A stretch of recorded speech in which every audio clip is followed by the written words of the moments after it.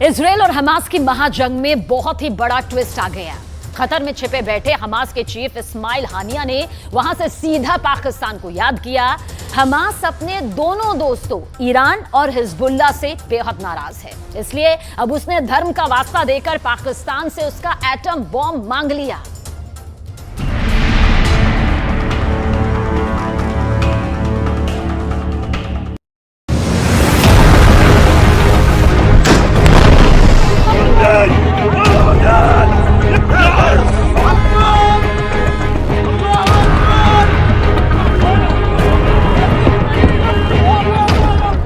Israel में घुसकर 1200 लोगों को मौत के घाट उतारने वाले हमास ने मदद मांगी है। इजराइल से करीब 250 लोगों को उठाकर अपने साथ ले जाने वाले हमास को साथ की दरकार है। इजराइल में घुसकर दिन दहाड़े बीच सड़क पर सरेआम हत्या करने वाले हमास को उसके लिए इजराइल से लड़ने वाला एक दोस्त चाहिए। हमास ने सीधे सीधे मदद मांग भी ली है पाकिस्तान से।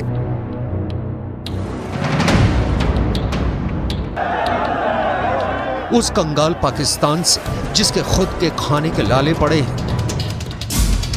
जिससे अपने ऊपर चढ़ा बेइंतहा कर्ज उतारा नहीं जा रहा, जो खुद दिवालिया होने की कगार पर खड़ा है, और तो और जो खुद अपने यहां हो रहे आतंकी हमलों पर लगाम नहीं लगा पा रहा।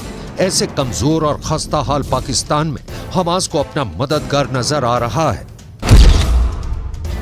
खुद हमास के सबसे बड़े नेता उसके चीफ इस्माइल हानिया ने पाकिस्तान से गुहार लगाई है।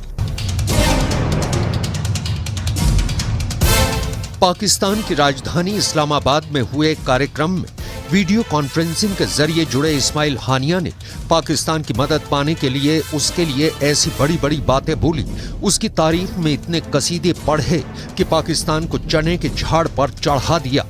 हानिया ने कहा कि पाकिस्तान एक बहादुर और ताकतवर देश है, वो मुजाहिदीनों यानी जिहाद करने वालों की जमीन है, मगर इसके बाद तो हद ही हो गई। हानिया ने कह दिया कि अगर पाकिस्तान इजराइल के सामने खड़ा हो जाए तो इजराइल की इतनी हिम्मत नहीं कि वो गाजा पर हमले करता रहे। पाकिस्तान की धमकी के आगे इजराइल अपने घुटने टेक देगा।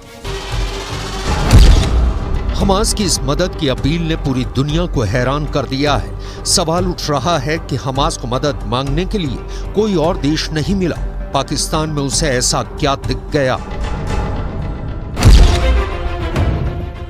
हमास के पास दोस्तों की तो कोई कमी नहीं। पश्चिमी एशिया में अमेरिका के दोस्त कतर ने हमास के नेताओं को पनाह दी हुई है। इस्माइल हानिया भी वहां इस्माइल की नजर से दूर बिल्कुल सुरक्षित रह रहा है। नेटो देश तुर्की हमास के लड़ाकों को फिलिस्तीन की आजादी के लिए लड़ रहे स्वतंत्रता सेनानी बता रहा है।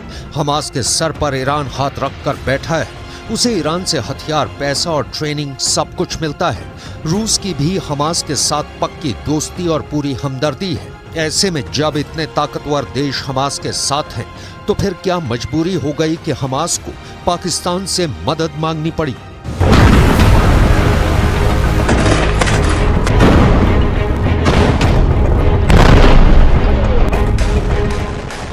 तो बात ऐसी है कि ये देश इजराइल को ललकार तो रहे हैं, उसे जमकर खरी खोटी सुना रहे हैं, लेकिन हमास के साथ इजराइल से लड़ने नहीं उतर रहे हैं। और हमास को इस वक्त जंग के मैदान में उसके साथ लड़ने वाले एक साथी की जरूरत है, इसलिए हमास गुस्से में है। पिछले महीने ये खबर आई थी कि हमास, ईरान और हिजबुल्लाह अपने दोनों साथियों से नाराज है, क्योंकि प्लान ये था कि सबसे पहले हमास इजराइल पर हमला करेगा, जो कि उसने 7 अक्टूबर को किया भी। प्लान के तहत हमास के लड़ाकों ने कैलेंडर में तारीख बदलते ही 7 अक्टूबर को इजराइल पर अब तक का सबसे भयानक आतंकी हमला कर दिया। इसके बाद बारी थी हिजबुल्लाह और ईरान के मैदान में उतरने की। इजराइल के उत्तर में मौजूद लेबनान से हिजबुल्लाह को इजराइल पर धावा बोलना था, वहीं मीलों दूर पूर्व में बैठे ईरान को इजराइल के खिलाफ अपनी पहली और आखिरी जंग छेड़नी थी। यानी इजराइल को उसके पूर्व दक्षिण और उत्तर में एक साथ घेरने की पूरी तैयारी, ताकि इजराइल पर 3 दिशाओं से हमला करके उसे सर उठाने का मौका ही ना दिया जाए। इजराइल हमास को जवाब देने के लिए खड़ा हो तो हिजबुल्लाह उस पर टूट पड़े। इजराइल हिजबुल्लाह से भिड़ने की तैयारी करे तो ईरान उस पर बम गिरा दे।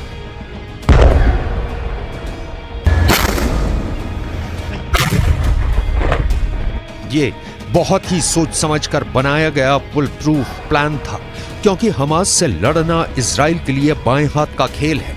लेकिन अगर हिजबुल्लाह और खुद ईरान भी इजराइल पर एक साथ अटैक कर देते तो इजराइल की कमर टूट जाती, मगर ऐसा कुछ हुआ नहीं। शुरुआत में तो हिजबुल्लाह ने इजराइल पर खूब हमले किए, ईरान ने भी इजराइल को धड़ाधड़ धमकियां दी। शहादत ज़नान व कूदकान फ़लस्तीनी به حکومت جعلی رژیم صهیونیستی پایان خواهد داد و ما شاهد خواهیم بود پیروزی فلسطینی ها را و نابودی اسرائیل و رژیم جعلی را मगर फिर अमेरिका इजराइल का साथ देने के लिए खुद मैदान में उतर गया। इजराइल की मदद के लिए अमेरिका ने उसके पड़ोस में मौजूद भूमध्य सागर में अपने जंगी जहाजों और लड़ाकू विमानों का बेड़ा भेज दिया। समंदर के साथ अमेरिका ने पश्चिमी एशिया के आसमान में भी सुरक्षा घेरा बना दिया। उसके F-16 जैसे 2400 किलोमीटर प्रति घंटा की रफ्तार से उड़ने वाले ताकतवर लड़ाकू विमान पश्चिम एशिया पहुंच गए और अमेरिका के थाड और पैट्रियट जैसे मिसाइल डिफेंस सिस्टम भी पश्चिम एशिया में तैनात कर दिए गए। हमास, हिजबुल्लाह और ईरान को यह अंदाजा नहीं था कि इजराइल को बचाने के लिए अमेरिका सीधे सीधे उसकी ढाल बन जाएगा।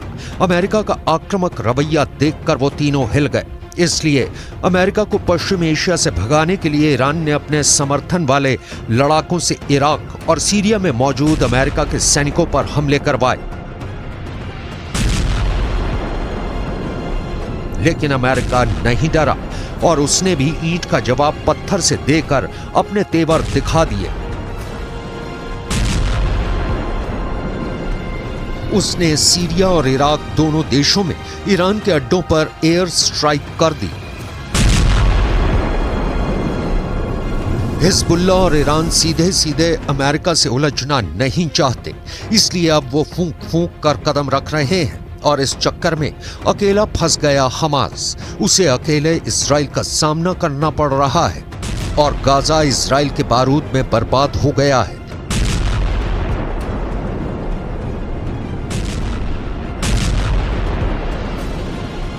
इसलिए हमास पाकिस्तान को मक्खन लगाकर अपना उल्लू सीधा करना चाहता है। लेकिन पाकिस्तान हमास की क्या मदद कर सकता है? तो पाकिस्तान के पास हथियारों की कमी नहीं, वो यूक्रेन को भी रूस से लड़ने के लिए हथियार और गोला बारूद दे रहा है। और सबसे बड़ी बात ये कि पाकिस्तान के पास परमाणु बम है।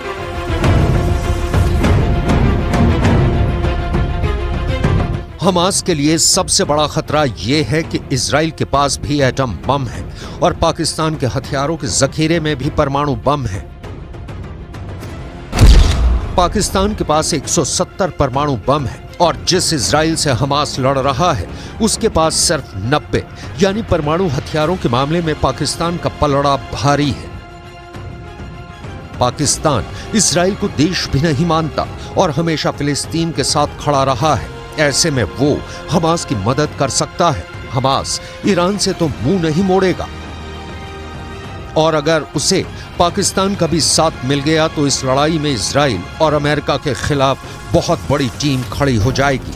ऐसी टीम जिसमें रूस भी होगा, ईरान भी, तुर्की भी और चीन भी।